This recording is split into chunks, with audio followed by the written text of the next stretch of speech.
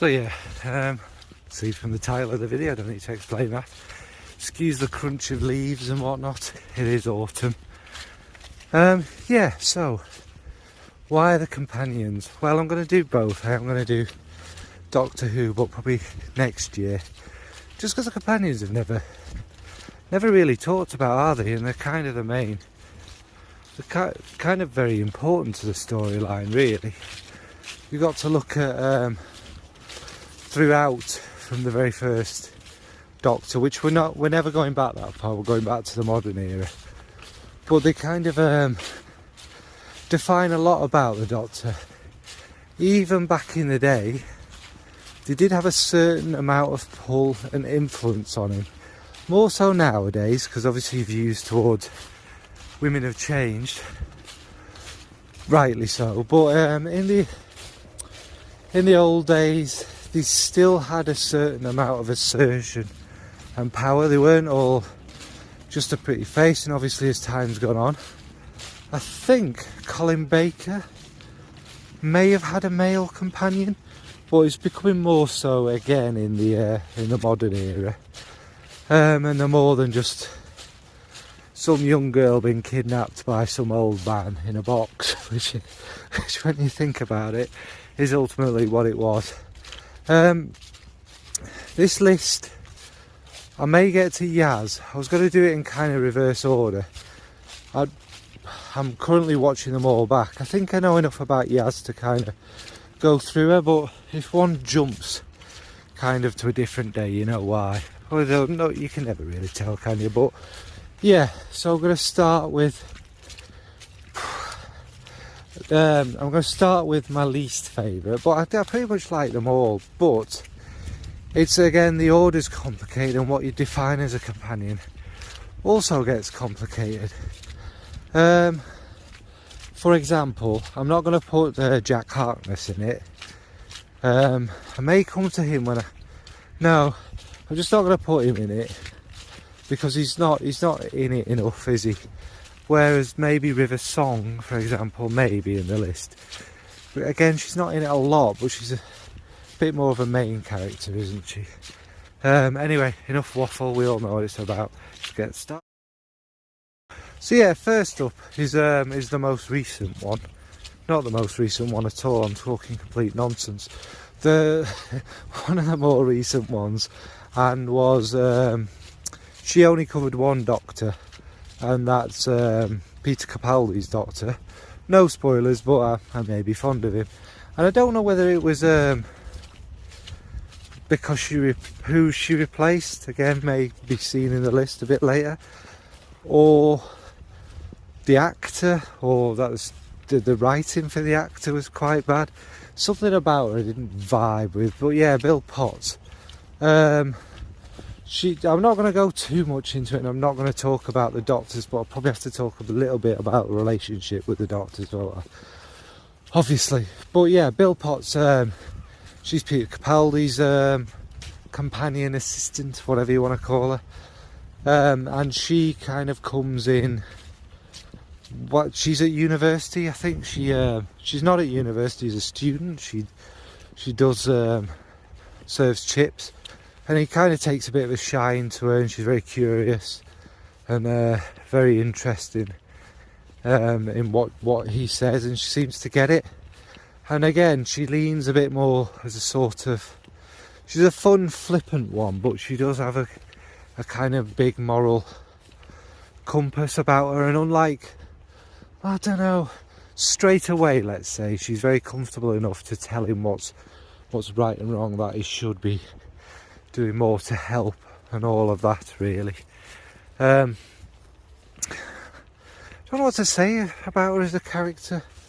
She doesn't have any sort of deep-seated underlying kind of meaning like some of the others that kind of have a great effect on everything. So again, not her fault. I don't know, maybe as an actor she doesn't have the depth to kind of do it. Does she stay pretty linear? Yeah, she doesn't really change or develop as a person throughout. She's not in many, to be fair, which again is not her fault, because she's towards the end of Peter Capaldi's tenure. Is she no, I'd see how you can tell where I'm up to. I don't think she overlapped with Jodie Whittaker at all, because I can remember where she goes. Her ending is some of the endings you get really upset about when they go and stuff as well, because it's so well written. She goes off with this lass that kind of started her story, who was someone with a star in her eye, who ended up being kind of taken by aliens to pilot this thing through the universe, and she goes to join her as a passenger in the end. So it's a kind of nice one to end it.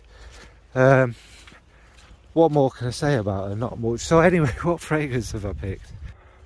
So fragrance has probably been in a lot of lists recently. Maybe it's the time of year, but it's one I think she'd kind of go for, because she's young and a bit edgy and kind of supposed to be quite cool and what have you. I'd go for a Papillon fragrance. And the one that I think suits her the most is the one I keep mentioning, and that's Anubis. And that kind of leather, smoke, dry spice kind of thing. It's very modern, but at the same time, obviously, we know what it goes to. And obviously she's travelling in time. See, and so she'll understand these smells will kind of be a part of who she is because of that.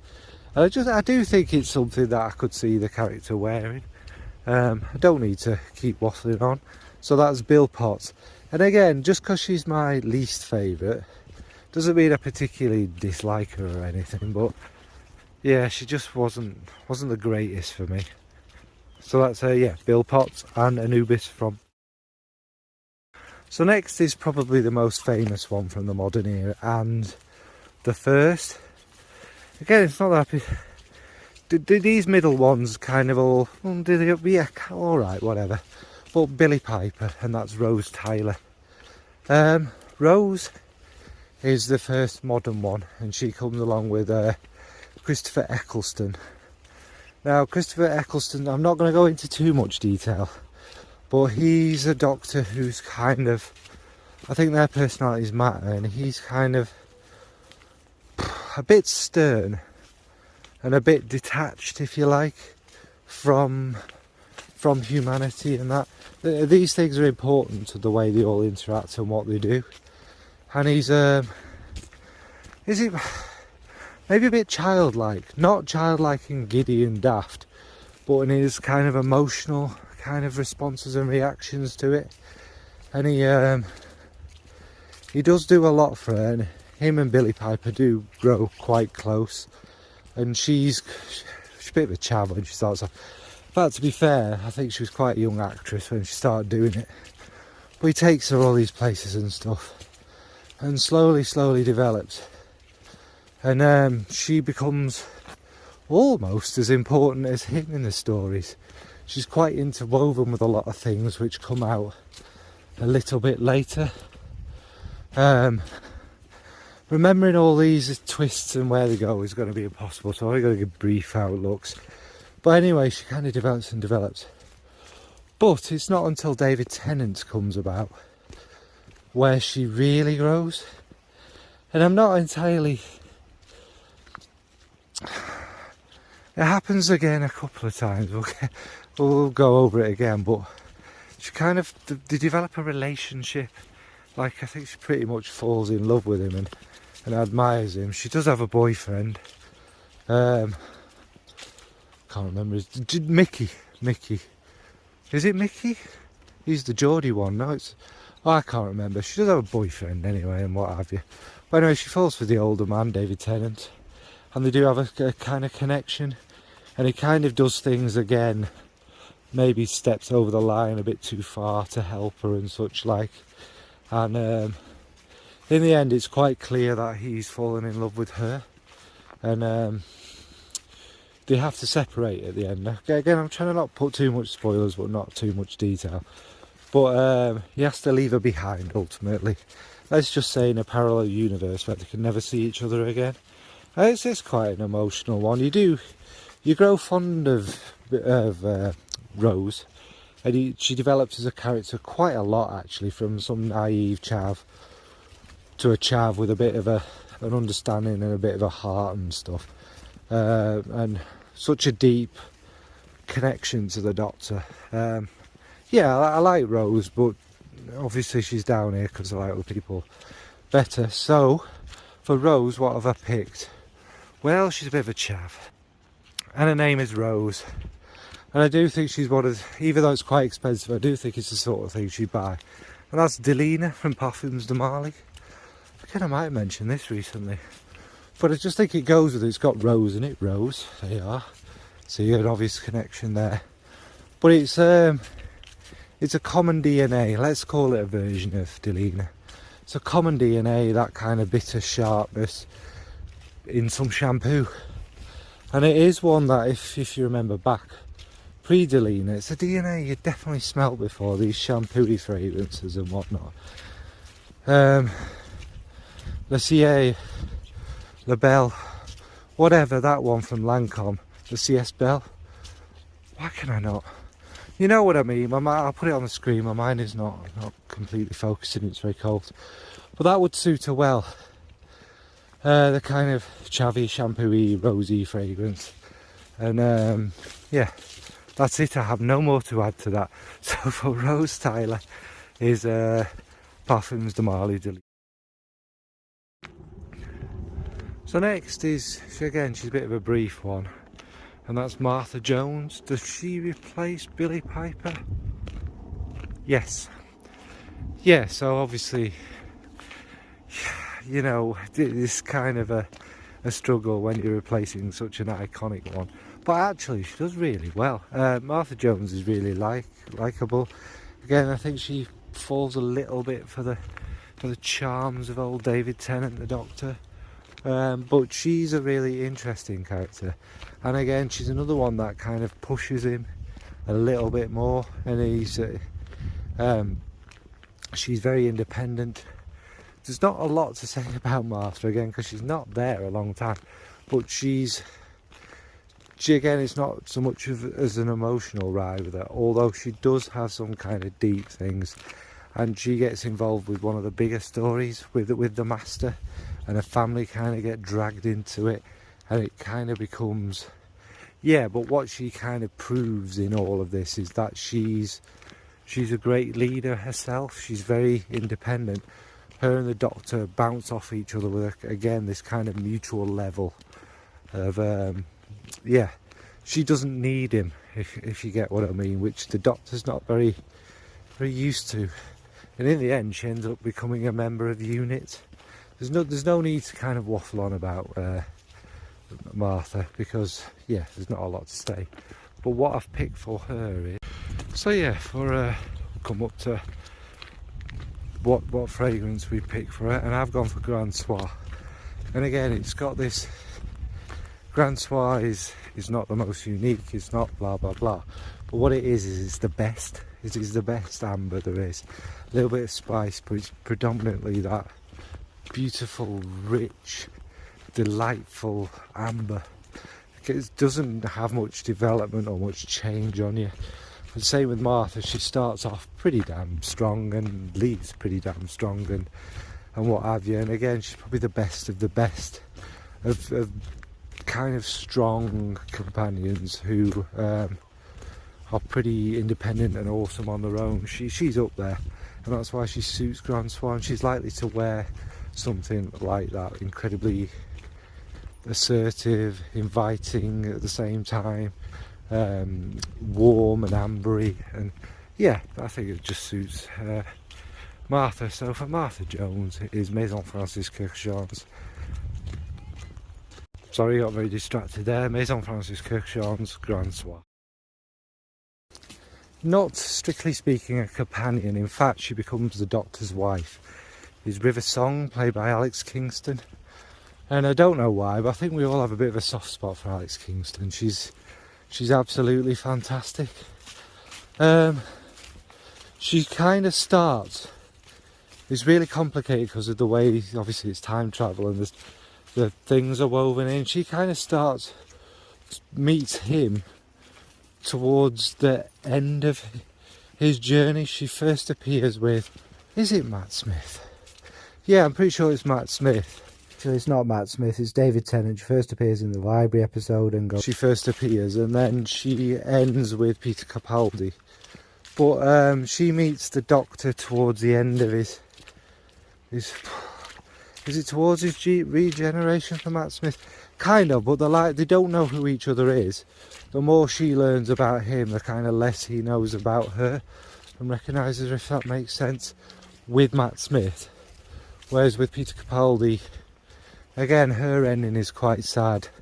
He takes her to the place where, kind of legend has it, her last night will be. But the last night lasts 25 years. And it breaks him, but going back to original Alex song, River Song, she's part Time Lord, but she's not part Time Lord because of that. It's because she travels, her mum travels through space and time and whatnot with her. Her mum is Amelia Pond. God, I can't remember what her name was to start off with. She does go through regeneration to change to her, but she loses the ability to regenerate because she gives it to Matt Smith so that he doesn't die, really, and it's all very complicated and not worth thinking about.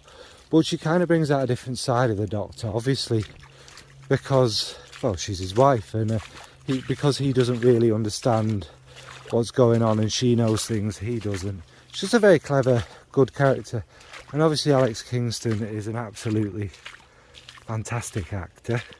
And she plays it really well and really charmingly and kind of sweetly. But she kind of, not demasculates, that's such a strong word, but she takes the Doctor's normal ability of knowing everything and etc. away from him. And she's not as, let's say, moral as he is. She kind of does stuff to get it done, etc. But anyway, quite a waffle. What have I picked for her? I should pick one I only know a little bit of, but you don't need a lot of it, trust me. And that's Black Afghano from Nasamato. And the reason I picked this is because obviously she's quite a dark character, despite, you know, the love and all that jazz. She's quite dark, and I think it would be something that would suit her. She's an archaeologist, her job, yeah, I could have picked Anubis, couldn't I? But it's, if you don't know Black Afghano, it has got a little bit of a kind of hashish marijuana running through it. Just, it's not as it's not like a joint or anything like that. It just runs through it, adding to the kind of darkness, skankiness of it. It's mainly patchouli, coffee, dark ambers and dark musks. Nobody knows what's in it, so I could say there's anything in it. That's kind of what I get from it. And it smells like it's such a unique DNA, and obviously there are fragrances like it more now. I think it's the patchouli and the coffee in the base with the smooth, sweet amberiness gives it this kind of, if you imagine amber and soil, literally, these puddles I'm walking in, black soil mixed together, kind of has that smell with it, with that little bit of the old Mary Jane in there. It's just a very unique dark one, and I think it would suit River's personality very well to be quite a, not divisive, but quite an unusual, unique, big, dark fragrance.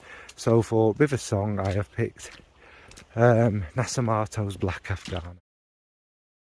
Next is a twosome, if you like, a twofer, and that's Amelia, Amy, Pond and Rory.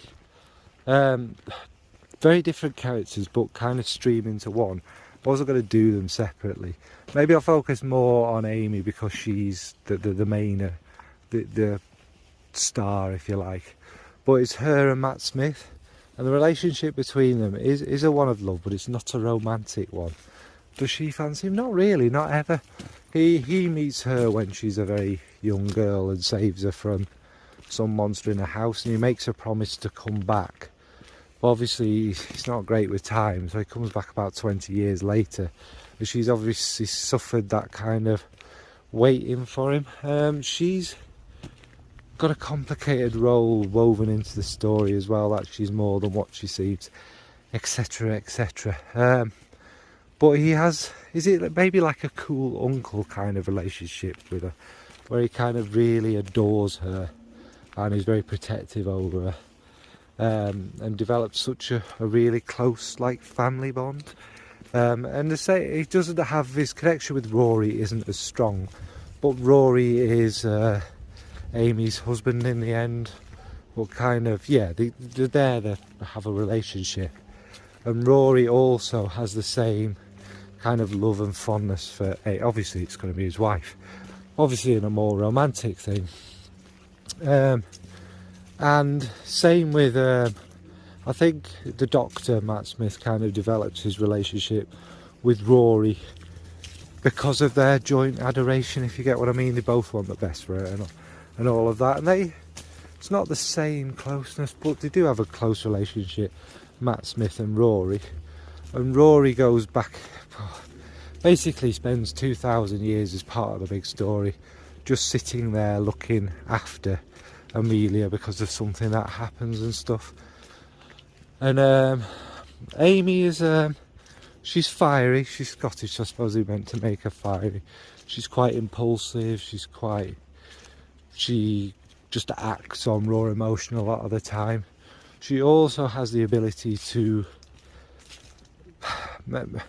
could not control Matt Smith, but kind of determine where he goes and a lot of what he does. And again, she's starting to be one that kind of questions his motives and what he does, etc. And yeah, gets quite angry at him in that sometimes for what he does. In the end, they don't die. It's not a sad ending with them two. They just decide it's not for them. It takes away from their lives.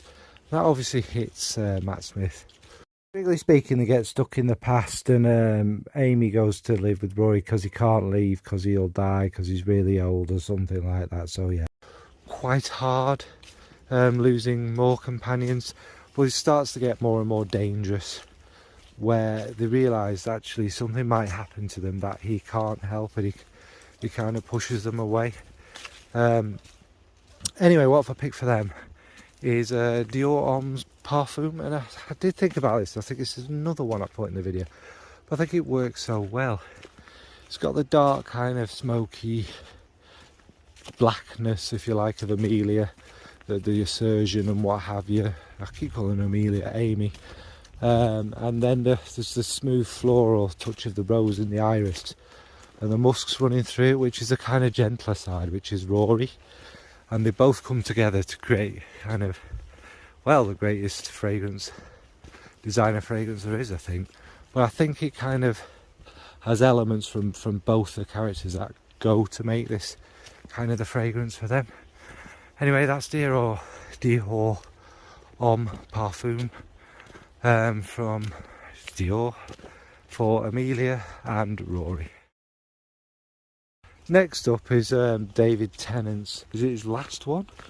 Is Donna Noble. And Donna is Catherine Tate. Yeah, I've not just made that up, have I? Yeah.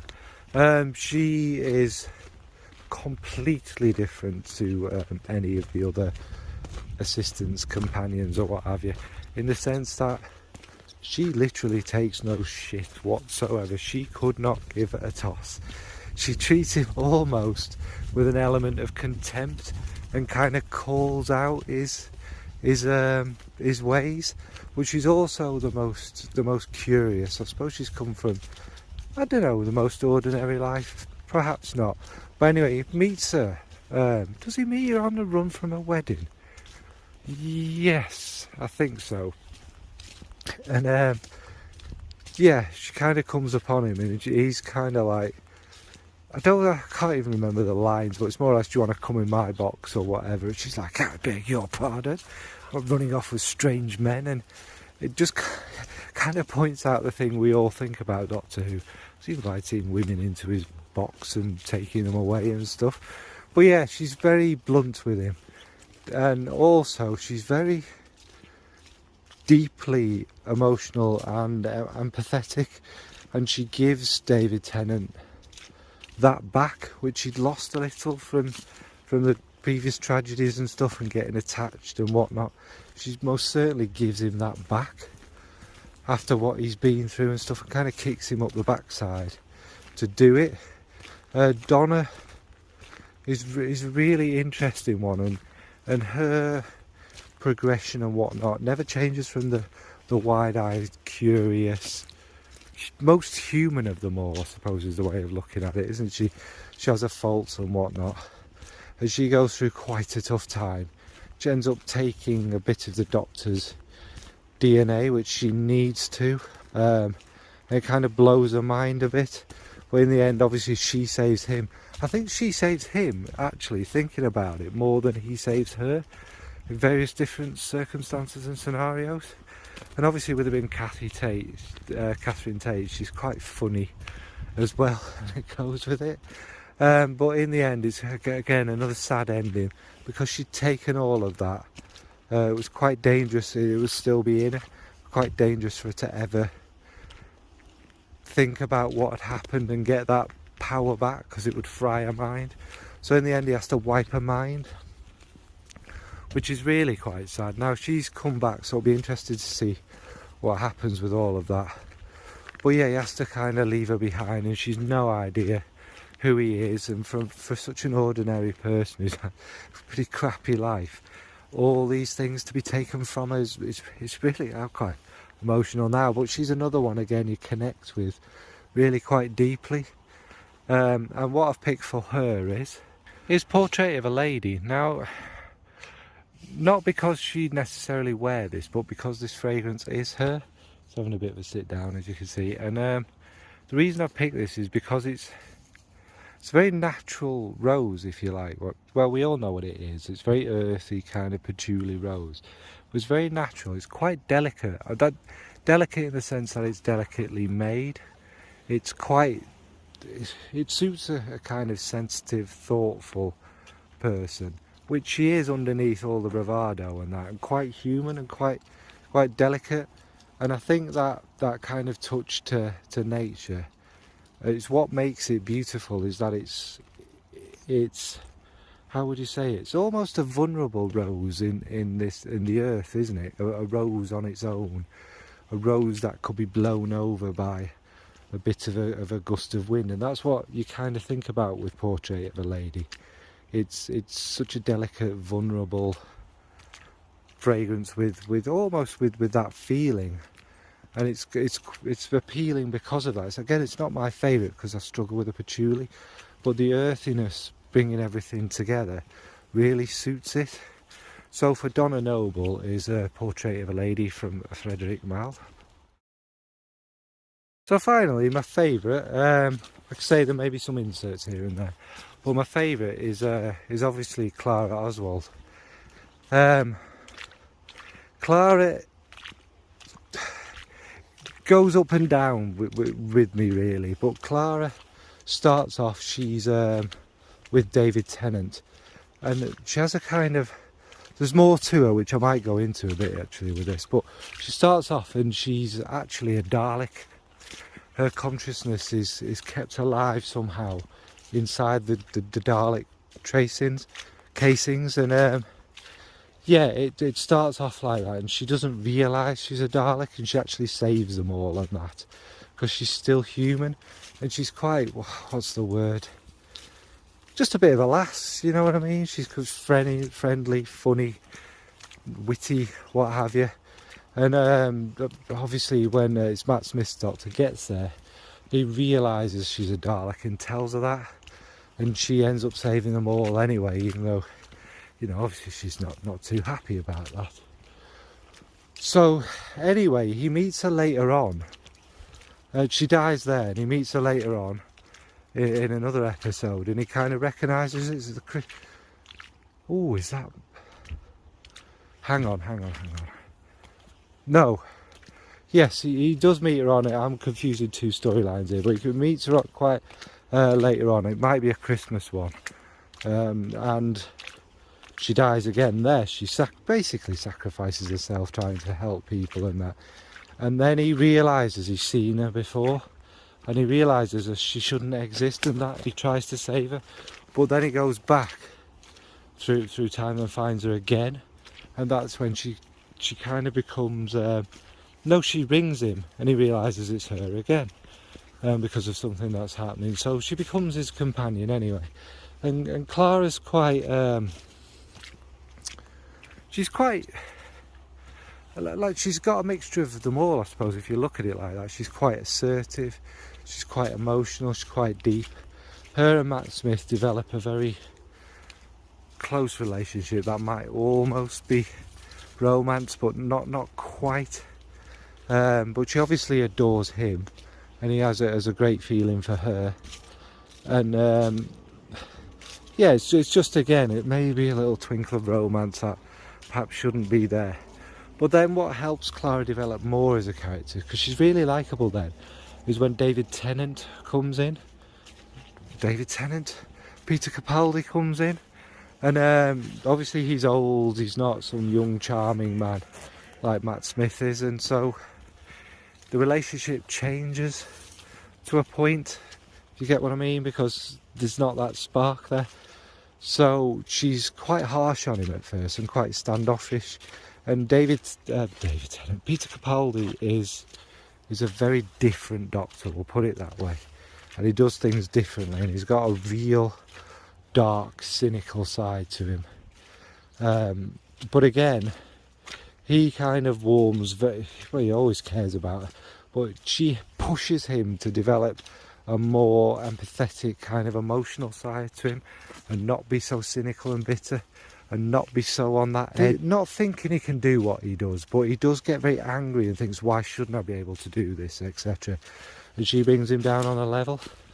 And my favourite episode is just after she's died. The Time Lords do this to him, actually, and he's taken into this kind of prison to get information from him, and then maybe it's the only thing that helps him recover a little bit from her death, even though he does sort of bring her back, but not really. But anyway, he's in this, it's my favourite episode, like I say, he's in this prison for, is it 4.5 billion years, doing, repeating. So yeah, it's an exceptional episode, that, and it kind of brings him down from the sort of revenge he would wreak, I guess, because he is very angry and very upset that she had to die. So it's a really great episode, and their relationship blossoms, and in the end he kind of tells her that she's dead but she's back, etc. And it's quite an emotional going, but she goes off into the universe with a shielder, who's Maisie Williams. It's a different story, different character we'll get into sometime. But yeah, so for Clara, what have I picked? I've picked 100 Silent Ways. Sorry about that, I got a bit lost there. Don't think I can lighten this up. Yeah, it's obviously talking and walking. I'd walked way off where I was supposed to be going in. So yeah, 100 Silent Ways. Tuberose, Yasmin, kind of gourmandy with a vanilla, musky. We all know 100 Silent Ways. It kind of suits her, because Clara is quite, in stature, quite a small character. And she is quite, not timid, but like I say, she grows in strength and presence, which this fragrance definitely does. But it's never loud, it's never in your face, even when she gets a bit, you start to dislike her a little because of how she talks to Peter Capaldi's Doctor. It's because she's struggling to come to terms, I suppose, with the loss of Matt Smith and that. Shouldn't take it out on him, and he's not the best. But anyway, it kind of suits her just because of that, because it's quite easy, it's quite likeable, it's approachable, it's warm, it's not quite a playful scent, and that's kind of has a serious point to her. I can more imagine her wearing this than perhaps it being completely about her, but it would suit her anyway. Anyway, it's very dark and I'm waffling, so that's 100 Silent Ways for Clara Osborne. So yeah, that was obviously just me trying to be brief about it, and quite waffly in bits, but obviously I don't carry my notes around with me, but that's kind of the companions. And like I say, the companions are almost as important as the Doctors, because they create the Doctor, if you like. They form his personality, his actions, etc. And I will do the Doctors after the new year, but obviously that was, the Doctors are, we know them all a bit better, don't we? I don't think you'd likely get, well, no one would do daffodils like this anyway, but I imagine the companions are not spoken about as much. But obviously some of them are great. Some of them for various reasons you don't really connect with, and they're kind of filler companions or assistants, aren't they? And obviously in modern times they are very different to what they used to be, and now there's male companions and stuff having a bit more of a voice, and I've not mentioned all the bit parts in it. Like there's Astrid, who's Kylie, who he has a great episode with, quite a sad one, and there's a Shielder, who I mentioned, I think, who's amazing, and she's made immortal by him trying to save her. There's Missy the Master, who's not this kind of obviously a companion or whatever, more a villain. I could do a villain one, couldn't I, at some point maybe. There's Nardwell, who was sort of River Song's sort of assistant, and he becomes more of a main character throughout it. There's Bradley Walsh and the other guy who with Jodie Whittaker. So yeah, there's a lot of these companions, and they do have a very lasting effect, and it wouldn't be Doctor Who if it was just some random geezer going about everywhere. They have been important all the way through. Even remembering my first Doctor Who would have been Sylvester McCoy. Don't remember much, obviously I've watched it back since. Is it Ace? Or was that before? God, I can't even remember. Well, I remember her particularly with a leather jacket because it was the 80s. But so yeah, they're very important people. Anyway, enough waffle. What about you? Do you have a favourite kind of companion assistant from Doctor Who? Do you find they're important? How would you send them? Yeah, it's been a very long waffly video. Thanks for watching, folks. Bye.